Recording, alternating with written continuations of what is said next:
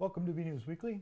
I'm Phil Gallagher along with BNEWS Director Rich Hosford, BNEWS reporters Robert Paris and Chris Flaherty, Peter Brown with the weather, and Matt DiMarzio with sports. Thank you for joining us. Burlington High School students walked out of class today in support of all students killed or injured by gun violence in solidarity with a national movement seeking legislative action on gun control. The students left class at 10 a.m. and stayed outside for 17 minutes, 1 minute for each person killed in the February 14th school shooting in Parkland, Florida. The students had originally intended to join with students across the country by holding the demonstration on Wednesday, but a snow day scrapped those plans. Unfortunately, the event was closed to the media by the high school administration, so we weren't able to speak to the students or tape video of the demonstration. However, staff and students have posted images to social media like the one seen here. A Chelsea man dubbed the Spelling Bee Bandit due to poor spelling in notes handed to bank tellers has been sentenced to prison. Jason S. England, 34, pleaded guilty last November to the robberies of multiple banks in the greater Boston area, starting with an October 31st, 2016 robbery of a TD Bank in Arlington. Authorities say that over the next couple of weeks, he robbed TD Banks in Reading and Peabody, and on November 7th, 2016, the Salem 5 in Burlington. Last week, federal prosecutors said England was sentenced to 7 years of prison and 3 years of supervised release. The reason for the moniker is that during the search for England, police released an image of a note used in the Arlington robbery that just had the word robbery, R-O-B-E-R-Y, written on it. Notes in other robberies had the same misspelling, and in one case, a note read Robert. Surprised he didn't use his own deposit slip. The Board of Selectmen voted to start the search for a new town administrator internally during the meeting on Monday night. Current town administrator John Petrin announced recently that he will be retiring in early or mid-2019, depending on how the search for his replacement pans out. To help prepare the board for the process of finding new candidates to fill his role, he wrote up a plan and schedule to act as a guide. During the meeting, he explained the plan would cover an internal search, an external search, and a scenario mixing both an internal and external search. He said if the board decided to seek outside candidates, they should start by August and hire a consultant. To pay for the consulting fees, he suggested the board place a warrant article before town meeting for $15,000 in the upcoming May session. He said this should be done now, even if the board wants to do an internal search first, so that the funds are available if they change their minds or no internal candidate comes forward or matches the needs of the town. Board Chairman Chris Hartling said he was comfortable starting with an internal search, but said that if it did come to an external one, he would be more comfortable with some more funds for the search. He recommended the board ask for $20,000 in order to be sure there were sufficient consulting fees available. Mr. Petrin said that that might be a good idea. He noted that across the state there are a lot of retirements among town administrators and town managers, and that might make it harder to find the best qualified candidates. He also said that if the board were to do a mix of internal and external candidates, that might scare off some of the best outside talent because they may believe current department heads would have an advantage. Many are reluctant to apply for a job if they don't think they have a good chance of landing it because they have to return to their communities afterwards with news of their candidacy being public information. In the end, the board voted to start with an internal search and to take up a vote at a later meeting for a warrant article asking for consulting funds in case the internal search doesn't come up with a qualified candidate. An internal notice was set to go out on Tuesday to all department heads and alerting them to the open position. The total allowed occupancy of an incoming high-end seafood restaurant was a point of some contention among members of the Board of Selectmen on Monday. Representatives of Eddie V's Prime Seafood were at the meeting for a public hearing to transfer the liquor license from the closed Romano's Macaroni Grill to the incoming restaurant. They were also looking to officially designate a temporary manager of record for the establishment. Members of the board had few questions or concerns about the project, which entails a complete teardown of the existing building and the construction of a new, nearly 10,000 square foot, $7.9 million restaurant. One issue raised by Selectman Hogan was that the plan stated that while the establishment will have 302 seats for guests, the total occupancy allowed was going to be 437 people. Mr. Hogan said this was a concern because of Burlington's bylaw that states the serving of drinks must be a function of dining. Specifically, a restaurant can only serve a customer 2 alcoholic beverages without that person ordering a meal. He said he was worried that with this much allowable occupancy, there could be people milling around the bar for long periods of time, and it would be difficult to enforce the bylaw. Attorney Joseph Devlin, representing the Darden Company, the restaurant group that owns the Eddie V restaurant, said the listed allowable occupancy was based solely on a calculation on the square footage of the restaurant, 10,000 square feet being large. Devlin said the concept of Eddie V's a fine dining experience with high-end service goes against the idea of people hanging around the bar. He said that at any given time, only a few customers waiting for their table to be ready would be drinking in the bar area. Still, Mr. Hogan said he wanted to see the number lowered to ease his concerns. He said businesses have distorted numbers in the past and people were able to spend long periods at the bar. Devlin said he would be able to go back and bring plans that would have an occupancy that reflected the number of seats, the staff, and some delivery people. The board voted to continue the hearing to the next meeting. When opened, this will be the first or second Eddie V's in the state, depending on when one approved for the Prudential Center in Boston is completed. If plans work out as expected, they will knock down the existing building in June or July and immediately begin construction. They hope to end the construction at the end of the year or in early 2019. Obviously, a big snowstorm early this week did cause some headaches, but it was also a chance for some traditional winter fun. BNEWS director Rich Hosford went to Simonds Park to check out the sledding, and he files this report. A massive snowstorm Tuesday night dumped roughly 2 feet of snow on the Burlington area. And while this meant many people had to do some shoveling and snow plowing, it was also an opportunity for some fun. With schools closed, many young Burlington residents headed to the hills at Simonds Park for a quintessential winter activity, sledding. Kids in a wide variety of sleds rocketed themselves down the hill. Some made it all the way to the bottom, but there were a fair number of close misses and, in some cases, full-on crashes. Just another part of the winter experience. I spoke to some of the enthusiastic sledders for their take on the snow day. First, let's do a quick roll call. Annalise, Nico, Gianna, Jack, Aiden, Nora, Colin, Addison, Caitlin, Ellie, Alyssa, Avery, Devin, Andrew. All right, so who wants to tell me what they think about getting all this snow so late in the season? It's very cold. It's nice because we can go sledding, and it's fun because like you can do games with your friends in the snow, like snowball fight. So because it's like you get no school off like for a lot of days, so then you can like play in the snow with your brother or sister if you have one, and then you can like stay inside and do all those fun stuff. It's very cold, and it's cool because we get to miss school days. Yeah, I was going to say, who's happy about all these snow days we're getting? I like not having school. All right. You know, it's like learning, and I don't want to do that every day, so that's fun. I think there's almost 2 feet, and I really am not a big fan of snow. 2 feet too.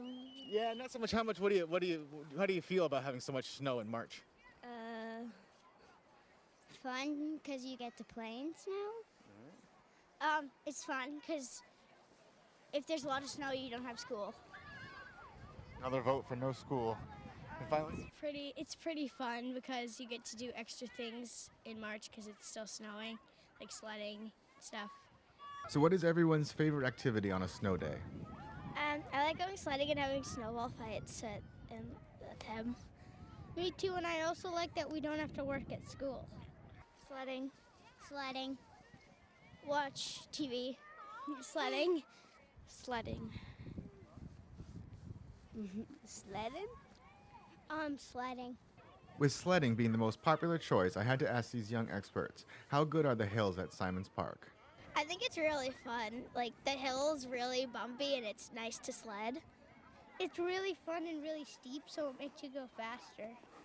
While most sledders were content to start at the top of the hill and make their way down, some tried to take it to the next level, like Desmond and his friends who were trying to up the ante. He explains. We have made a homemade ramp And why? because we felt like it. Fair enough. And if sledding was the agreed upon activity of the day, so too was the way to get warmed up after an afternoon on the slopes. There really was only one answer. Say it again. Hot chocolate. Hot chocolate. Anything else? Hot chocolate and playing Fortnite. Hot chocolate, little marshmallows in it. And while the kids were enjoying themselves, parents said they were happy to see them out and getting some exercise. We're ending the season well. This is an awesome day. All the kids are out. It's not too cold. It's not too windy. I think everybody has their power back on. This is great. This is what winter should be. And you like seeing so many kids, actually getting outside and running up and down the hill? And off their screens, yes. Yes, what's a couple broken legs? And risk of broken bones or not, I just had to take a turn on a sled for my sign-off. So here on this nice snow day at Simonds Park, I'm here with a couple of enthusiastic sledders. We're about to make our way down the hill. So from Simonds Park, I'm BNEWS Director Rich Hosford signing off. All right, let's go.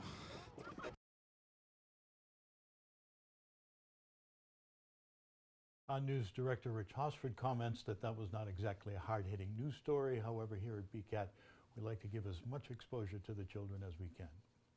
Though snow has knocked out power a couple of times in the last week, Mother Nature has not been to blame for all of electrical outages. Part of Middlesex Turnpike was temporarily blocked off on Monday as crews worked to clear power lines that fell after a tractor-trailer truck struck a utility pole. The crash happened near the Wheeler Road intersection in front of the Dunkin' Donuts and Shell gas station. Eversource crews were called to the scene and the power was cut to the area while they worked to repair the damage. It was originally expected the repairs to take multiple hours, but they were able to complete the work and open the street in under an hour, unlike some of the other neighborhoods in Burlington last week. Brian Curtin, Burlington's town treasurer and tax collector, has announced he will not seek re-election in April 2019. BNews reporter Chris Flaherty sat down with Curtin for a look back on his 43 years of service. A familiar face about town is preparing for the next chapter of his life. Brian Curtin, town treasurer and tax collector, is retiring after 43 years of service. Having lived in Burlington since age 5, Brian graduated from Burlington High School in 1968 and went on to study accounting at Northeastern University. While I was in college, my first co-op job at Northeastern, because they have the co-op experience, was at the MITRE Corporation over in Bedford. And my sophomore year, I went there and I stayed 4 years there. And when I was graduating in my junior year, when I was finishing my junior year, they offered me a full-time position over at MITRE upon graduation the following year, which I accepted. After 8 years with the MITRE Corporation, Brian was elected to the position of tax collector in 1976. In 1977, that position was combined with the town treasurer position, which he was also elected to that year. And I've been there, that position now for 41 years, and I'm very excited about holding and being an elected official for the town that many years. It's been a great experience. Brian spoke on what motivated him to first run for the position of tax collector. I was on the capital budget committee while I was working over at the MITRE Corporation, and one of the gentlemen that I work with over there, Bob Roberto, who was a selectman here in town, and I loved the town because I grew up here, and I thought, wow, public service was something I was always interested in, and I said, the position was opening up as tax collector, and he said, you should run, and I said, you know what, that's a good idea, and I did, and I won, and I had a lot of my young friends that grew up here in town that supported me, and my parents were very involved in the town as well, so I think that gave me obviously the energy that I needed to get elected, and the rest is history. In his position as collector and treasurer, Brian has seen the town of Burlington transform throughout the years. When my parents first moved here, a lot of, like even Windermere where I was farmland, and wasn't obviously as developed as it is now. It's almost fully developed. There's hardly any idle land, as you know. The budget when I started in the late 70s was under $20 million, and now we're about a $145 million corporation. So you can see the size of the town has grown tremendously. But as we all know that live here, although we have a huge amount of traffic during the day, we've had we have so many Fortune 500 companies that are here. Oracle and Sun Micro was here, and there's a lot of great companies that have decided to build their headquarters here in Burlington. So it's just changed tremendously. During his time with the town of Burlington, Brian's accomplishments include forming a health insurance program for town employees, acting as a trustee on the Middlesex County Retirement Board, and the purchase of the Burlington Ice Palace. One accomplishment he is most proud of is the establishment of the Burlington Community Scholarship Foundation. It's something that's very near and dear to my heart. It has grown to, we only had $10,000 or $15,000. We've got well over $1 million. We've got over $700,000 in an endowment fund that's invested by a professional outfit. We've done really well. So thank God that, the residents and business have been very generous in donating money to the Scholarship Foundation. But the town of Burlington gives out over $360,000 a year in scholarships for graduating seniors, and it's been a great success. So, I've been very proud of being the treasurer for that foundation for the last 30 years, and have worked hard to help raise the money from business, as well as the telethons that we've done every year. So, yeah, it's a great success story for the town of Burlington. I asked Brian what he'll miss the most about working for the town of Burlington. I'm gonna miss working with the residents of the town of Burlington. It's been an honor to serve the residents of the town. Public service has been my life, my whole career. I'll miss my staff. I have a great staff. I couldn't have had the successes I've had here for 42 years without my staff. Brian complimented his staff on their sensitivity when dealing with all the needs of both town residents and employees. We provide quality, I think, response to not only the residents but the employees, and that's what has been most meaningful for me, and I'll miss the most, is my interaction with my staff in the residents. But I'm not going to go away. I'm still going to be involved in town. So, but after 42 years, it's definitely different. Finally, I asked Brian what he's looking forward to in retirement. I'm looking forward to spending more time with my family. My wife is going to retire next June, so she'll be retiring a little bit after me, and we're planning to maybe have some trips. My son and his wife had our first grandchild last November, so he's 14 months old, and he's Liam Brendan Curtin, and I'm looking forward to spending more time with him and my wife and family, and just enjoying life a little bit, and not, I guess, being tied to an office and a job 5 days a week. We at BNEWS wish Brian nothing but the best in the next chapter of his life. Until next time, this is Chris Flaherty for BNEWS Weekly. Congratulations, Brian. Our studio here at BCAT was filled with bright Burlington High School students this week competing in the annual Factathalon contest that will continue to run the next few weeks. BNews reporter Robert Parrish grabbed a camera and set to work learning more about it. He has this report. Students are ready to press the buzzer and test their knowledge in a spellbinding showdown. This month at BCAT, students from the high school stopped in to begin another year of their annual after-school activity, Factathalon. We just really wanted an activity that would allow students to showcase some of the things that they're learning in school, and that's what we focus on. There are a wide variety of questions involved in this contest, ranging from facts about the New England Patriots to the creator of bifocals, Benjamin Franklin. I solicit questions from teachers at Burlington High School. I also, as the librarian, have access to all of the textbooks in the high school, so I spend a lot of time poring over textbooks and pulling out information that way. Current event questions, I just read the news, and music, film, I just look at what's going on in pop culture. I spoke to some of the students who are competing in the contest and got their take on this local quiz show. We saw an email that Ms. Kemp sent us about the Factathalon, and then I told Colby and Hayden, my other teammate, about it, and they thought it was pretty cool because they watch a lot of movies and stuff like that, so yeah. So basically it's a quiz show. I've been doing it for a couple years. This is my first year with this team. It's a lot of fun. You just get quizzed on random stuff. It's fun to be a part of. Some of the questions would be very easy, but then come across sports or French, and nobody studies those. Get out of town. Well, I watch a lot of TV, but I don't know anything else, so. I've also noticed that a lot of the questions are just stuff that you learn in class, if you pay a little bit of attention or read a book. We got a character wrong in a book. Sorry, Miss Rose. Yeah, Miss Rose. I read that book too. Yeah, I read it too. Yeah. It was good, but. And it's just news too, things that are going on today. So if you ever, look online or even Instagram or social media, it's there are a lot of questions that are on there as well. Factathalon wouldn't be complete without a very special host, the Quizmaster. Miss Graham, who runs Factathlon and was also my English teacher in high school and my homeroom teacher for a few years, asked me if I would be interested in hosting, and I said, yeah, sure, I'd love to. I knew Factathlon back from when I was in high school. I actually crewed it for, BCAT when I was in high school, so it's nice to have come full circle. I think the kids have a lot of fun. We throw in music questions, we throw in movie, TV. It's not just educational stuff like algebra and literature and history and mythology. I mean, there's a plethora of different categories, so it's something new every time. It's exciting, it keeps you on your toes and, broadens your mind. Finally, it doesn't matter if you win or lose, it's how you play the game. I hope they walk away having a good time, that, whether you win or lose, it's a community building activity where kids are having an enjoyable experience. From the BCAT studios, I'm Robert Paris for BNEWS Weekly. C, whimsical, or D, immutable. Perhaps Chris is miscast. He might go on to a career as a game show host.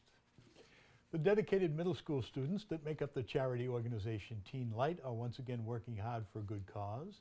The club members were at the Board of Selectmen meeting on Monday to bring the members up to date on this year's project and to seek permission of the town common for the use of the town common for the annual walkathon fundraiser. As they do every year, the students lined up and each read a segment of a prepared presentation explaining their missions and goals. This year, they said they are looking to raise funds to help students suffering from depression, anxiety, and thoughts of suicide. They are off to a good start. They said they have already sold over 5,000 chocolate lollipops for $1 each. The group said they would like to hold the big annual event, the 5K Walkathon, on Saturday, June 2nd. They said the setup would begin at 10 a.m., registration at 10:30 a.m., and the walk at 11 a.m. There would be food and events on the common following the walk. The selectmen voted unanimously to approve the use of the town common. They also praised the middle school students for their work. Will winter ever end? Last week I thought I was going to be playing golf in a couple of weeks. I guess not. Well, yes, it's going to end, but not quite yet. For all the latest in local weather, we go now to BNews weatherman Peter Brown for this week's forecast. We'll also check out the community calendar with Robert Paris to see what's happening in and around Burlington.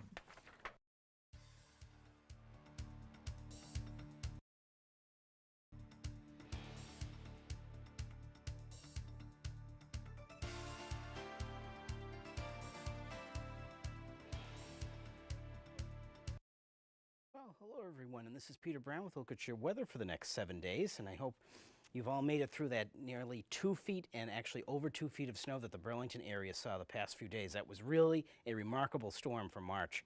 Now, as we're starting in our period, we are getting to the last few days of official winter, so that's really something nice to look forward to. Unfortunately, though, look at this on our almanac. Our high temperatures are going to be well below normal, and we are actually going to have one of the coldest weekends that we have had since probably going back into January or early February. So I know that's not something that probably a lot of you want to hear. Unfortunately, it looks like our cold and stormy pattern is going to continue. The only thing, of course, that's nice right now is after we got into daylight savings time now, we are actually seeing much later sunsets. Now the sun is up till almost 7 o'clock at night. So that's definitely a sign that spring is on the way, but we have a lot of winter weather to go before that. Now, as we go ahead, I'm going to show you a little bit about what's going to be going on with our weather for the next 7 days. And yes, your eyes have probably gone down to this low pressure center that I have drawn on here on the graphics down off of the New Jersey coastline. And unfortunately, it looks like in the time frame maybe getting from next Tuesday into maybe even as late as next Thursday, we may have quite a messy storm here in the Burlington area.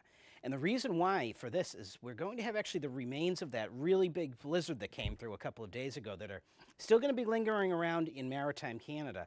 That's going to cause this high pressure center over here in central Canada to also be stuck there. So the airflow around these two is going to bring a constant drain of cold air into our area. So when this storm system passes us by, getting towards the middle of next week, we're going to be very close to that rain snow line here in Burlington. So I would say definitely keep an eye out for maybe some heavy rain and maybe some heavy, wet, pasty snow again. So unfortunately, winter is definitely here to stay for the foreseeable future. As we go ahead, I'm going to show you about some of those temperatures and some of those graphics we have for that coming up. And Of course, what is your eye drawn to? Look at this, high temperatures only in the 30s, so we're going to be well below average for this time of March. And interestingly enough, look at this on Tuesday. Spring starts at 12:15 in the afternoon, and this may actually have to be the day that we're going to have to start looking at that storm system moving towards us. Of course, though, starting out the weekend again on Friday, temperatures pretty chilly, only in the mid-30s. Now, these temperatures on Saturday and Sunday may actually be a little bit too warm. The latest models are actually showing we may not even make it out of the upper 20s on Saturday. And going into Sunday morning, we actually might see temperatures as low as the single digits. So we definitely have a shot of breaking some record lows coming up this weekend. And of course, then as we get into the regular part of the week, again, when we were putting the forecast together, the models were looking like this storm that we're anticipating was going to be moving out to our south. Now, unfortunately, it looks like it's going to be here from maybe Tuesday all the way into Thursday. So if you have any travel plans at the end of our period, just keep that in mind. It's going to be kind of a messy forecast for you and very messy roads up there. Maybe a lot of heavy rain and also some very heavy snow again that could cause damage to trees and power lines once again. So everyone, stay safe out there. Spring is almost here, and enjoy the weather.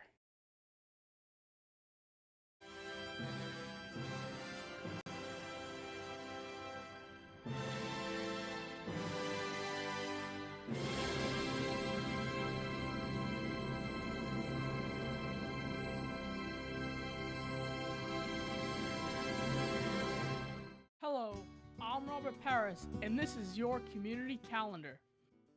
Here comes Peter Cottontail hopping down the bunny trail.